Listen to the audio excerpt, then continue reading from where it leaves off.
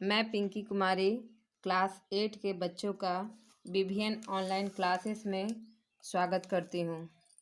आज मैं आप लोग का पाठ 2 पढ़ाने जा रही हूँ, जिसका शीर्षक लाख की चूड़ियाँ हैं और लेखक का नाम कामता नाथ है। इस पाठ में लेखक ने लाख के धातु के बारे में बताया है, जिससे चूड़ियाँ बनाई जाती है। लाख की चूड़ियाँ बनाने वाले व्यक्ति, जिसका नाम बदलू है, लेखक ने उसके व्यक्तित्व को भी इस पाठ में उजागर किया है। अब हम इस पाठ में लाख और उससे चूड़ी बनाने वाले के बारे में जानेंगे। तो बच्चों, कहानी इस प्रकार है। सारे गांव में बदलू मुझे सबसे अच्छा आदमी लगता था, क्योंकि वह मुझे सुंदर सुंदर लाख की गोलियां बनाकर देता था। लेखक अपने बारे में कह रहे हैं कि जब वह अपने मामा के घर जाते तो उन्हें उस गांव में सबसे अच्छा बदलू लगता, जो कि चूड़ी बनाने का काम करता था, परंतु वो उन्हें लाख की गोलियां बना करके भी देता था। मुझे अपने मामा के गांव जाने का सबसे बड़ा चाव यही था कि जब मैं वहां से लौटता था तो मेरे पास ढेर सारी गोलियां होती, रंग बिरंगी गोलियां, जो किसी बच्चे का मन मोह ले। चाव का मतलब चाव होता है बच्चों। तो मुझे लेखक कह रहे हैं कि मैं बहुत ही इच्छा से अपने मामा के घर इसलिए जाता था, क्योंकि जब मैं वहाँ से लौटता, वापस अपने पापा के घर जाता, तो उनके पास ढेर सारी लाख की गोलियां होती, रंग बिरंगी, जो कोई भी बच्चों को अपनी तरफ आकर्षित कर लेती है। पैराग्राफ दूसरा है।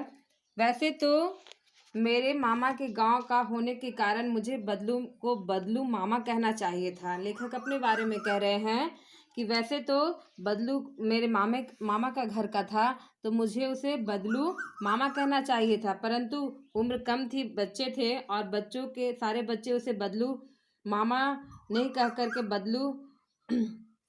बदलू काका कहते थे। तो सब बच्चों को देख करके वो भी उसे बदलू काका ही कहते, परंतु मैं उसे बदलू मामा न कहकर बदलू काका कहा करता था, जैसा कि गांव के सभी बच्चे उसे कहा करते थे। बदलू का मकान कुछ ऊंचे पर बना था। अब वो उसके बारे में बता रहे हैं जहाँ पे उसका मकान बना हुआ था बदलू का, जो कि कुछ ऊंचाई पर था। मकान के सामने बड़ा सा सहन था, जिसमें एक पुराना नीम का वृक्ष लगा हुआ था। सहन का मतलब खाली जगह था मकान के सामने में, वहाँ पर एक वृक्ष लगा हुआ था नीम का, बहुत ही पुराना वृक्ष था वो। उसी के नीचे बैठकर बदलू अपना काम किया करता था। उसी के नीचे, पेड़ के नीचे बैठ करके बदलू अपना काम करता। बगल में भट्टी दहकती रहती, जिससे वह लाख पिघलाता। सामने एक लकड़ी की चौखट पड़ी रहती, जिस पर लाख के मुलायम होने पर वह उसे सलाख के समान पतला करके चूड़ी का आकार देता। वो लेखक उनके पास, बदलू के पास जाकर के बैठते थे, तो उसके क्रियाकलाप को देखते कि कैसे वो चूड़ी बनाता है, उसी का व्याख्यान यहाँ पे किया गया है। पास में 4-6 विभिन्न आकार की बेलन नुमा मुंगेरियां रखी रहती, जो आगे से कुछ पतली और पीछे से मोटी होती। लाख की चूड़ी का आकार देकर वह उन्हें मुंगेरियों पर चढ़ाकर गोल और चिकना बनाता, और तब एक एक कर पूरे हाथ की चूड़ियां बना चुकने के पश्चात वह उन पर रंग करता। ये बदलू के चूड़ी बनाने का क्रियाकलाप था, जो कि लेखक बहुत ही बारीकी से देखते और उसी के बारे में वो बता रहे हैं।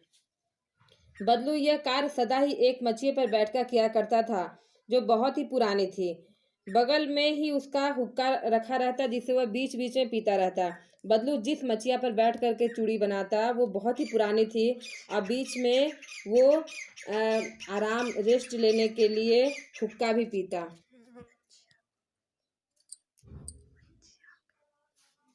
गांव में मेरा दोपहर का समय अधिकतर बदलू के पास बीतता।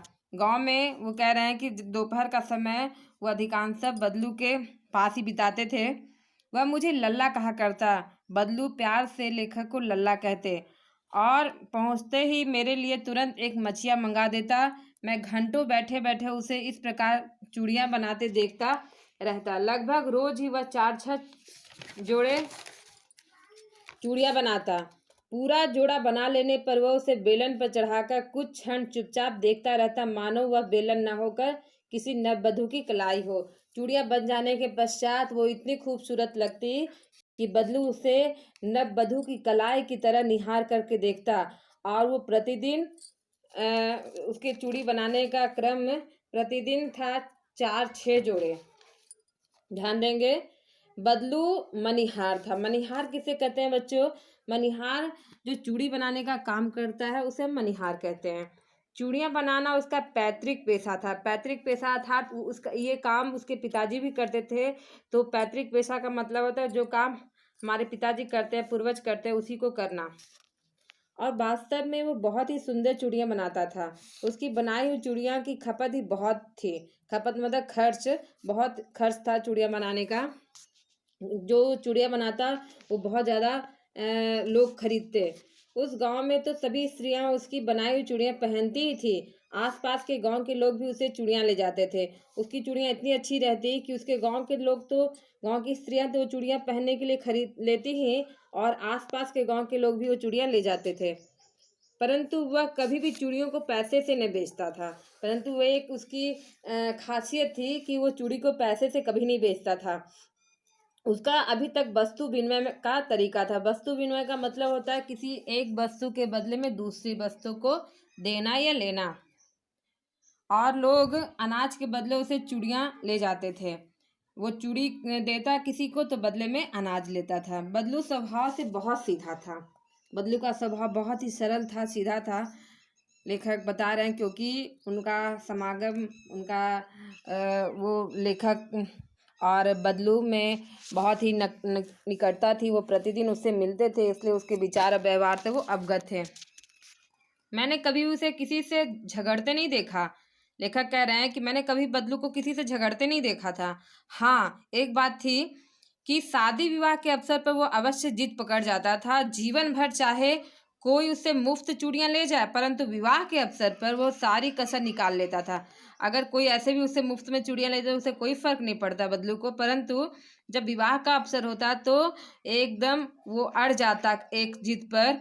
और वो क्या था जिद? आखिर सुहाग के जोड़े का महत्व भी है, महत्व भी और होता है। मुझे याद है, लेखक अपने बारे में कह रहे हैं कि मुझे याद है वो पल, वो वक्त। मेरे मामा के यहाँ किसी लड़की का विवाह पर जरा सी किसी बात पर बिगड़ गया था और फिर उसको मनाने में लोहे लग गए। एक लड़की की शादी में चूड़ी उसने दिया सुहाग का, बदलू ने, तो वो अपनी बात पर कि मुझे इतना चीज़ चाहिए चूड़ी के बदले में, एकदम अपने जिद पर अड़ जाता है। लोग उसको मनाने में लग जाते हैं लेकिन वो मानता नहीं है। विवाह में इसी जोड़े का मूल्य इतना बढ़ जाता था कि उसके लिए उसकी घरवाली को सारे वस्त्र मिलते, ढेरों अनाज मिलता, उसको अपने लिए पगड़ी मिलती और रुपए जो मिलते सो अलग से बहुत सारा चीज़ मिलता। उसकी पत्नी को वस्त्र मिलता, ढेर अनाज मिलता और पगड़ी मिलती बदलू को, और रुपए भी मिलते। यदि संसार में बदलू को किसी बात से चिढ़ थी, नफरत थी अगर किसी बात से बदलू को, तो वो थी कांच की चूड़ियाँ। क्योंकि वो इसका विरोधी था। वो चूड़ियाँ बनाता था लाख का, और उसे लगता कि अगर कोई कांच की चूड़ियाँ खरीदने लगेगा तो मेरी चूड़ियाँ की बिक्री बंद हो जाएगी। यदि किसी भी स्त्री के हाथों में से कांच की चूड़ियाँ दिख जाती तो अंदर ही अंदर कुढ़ उठता, और कभी कभी तो 2-4 बातें भी सुना देता। किसी भी स्त्री के हाथ में वो कांच की चूड़ियाँ बर्दाश्त नहीं कर पाता था, तो अंदर से कुढ़ जाता, कभी कभी 2-4 बात उसे सुना भी देता था। मुझसे तो वह घंटों बातें क्या करता, कभी मेरी पढ़ाई के बारे में पूछता, कभी मेरे घर के बारे में, और कभी यूं ही शहर के जीवन के बारे में। मैं उससे कहता कि शहर में सब कांच की चूड़ियाँ पहनते हैं, तो वह उत्तर देता शहर की बात ही और है लल्ला, है ना। लेखक कहते हैं कि शहर में सब कांच की चूड़ियाँ पहनते हैं। इस पर बदलू कहता है कि शहर की बात ही कुछ और है। वहाँ तो सभी कुछ होता है। वहाँ तो औरतें अपने मर्द का हाथ पकड़कर सड़कों पर घूमती भी है, और फिर उसकी कलाइयाँ नाजुक होती है ना। लाख की चूड़ियाँ पहने तो मूछ ना आ जाए। उपहास करते हुए कहता है बदलू कि शहर की स्त्रियां जो है अपने मर्द का हाथ पकड़कर सड़कों पर घूमती हैं, उनकी कलाइयाँ नाजुक होती है। वो लाख की चूड़ियाँ पहने तो उसके हाथ में मूछ नहीं आ जाए।